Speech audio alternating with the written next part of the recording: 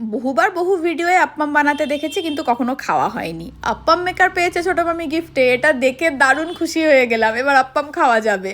আসলে বসেছিলাম ছোটো মামা ছোটো মামির অ্যানিভার্সারির গিফটগুলো আনবক্সিং করতে। যা গিফট পেয়েছে সবই তো আর আনবক্সিং এখানে করা সম্ভব হবে না, তাও যেটুকু পারছি দেখাচ্ছি। ভালোবেসে দেওয়া উপহার সবসময়ই সুন্দর হয়, কিন্তু সত্যি বলছি শাড়িগুলো এত সুন্দর হয়েছে। প্রত্যেকটা শাড়ি সুন্দর এবং প্রত্যেকটার থেকে আলাদা। যে কোনো অনুষ্ঠানের পরে বাড়ির সবাই মিলে একসঙ্গে বসে মাঝখানে সেই গিফটের গাঁটরিগুলোকে রেখে একটা একটা করে গিফট খুলে খুলে দেখা, এটার কিন্তু একটা আলাদাই আনন্দ। এখন আমি যেগুলো দেখাচ্ছি এগুলো সবই বেড কভার অনেকগুলো পেয়েছে এবং প্রত্যেকটা বেড কভার ভীষণ সুন্দর হয়েছে।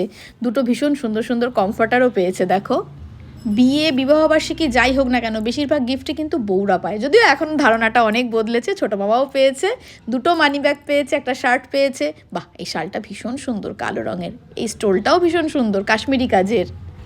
আমি ভাবছিলাম পার্স পায়নি ছোটো মামি, এই তো বলতে বলতেই দুটো ভীষণ সুন্দর সুন্দর পার্স। আর ছোটো মামার জন্য আবারও একটা মানি ব্যাগ, খুব সুন্দর সুন্দর কিছু পেন্টিং পেয়েছে, যার মধ্যে প্রথমেরটা কিন্তু হাতে এঁকে একজন গিফট করেছেন। বাহ, এটাও ভীষণ সুন্দর হয়েছে। সব রকম মিলিয়ে মিশিয়ে পেয়েছে। এবার কাপল রিস্ট ওয়াচ পরপর দুটো, ভীষণ সুন্দর দুটোই।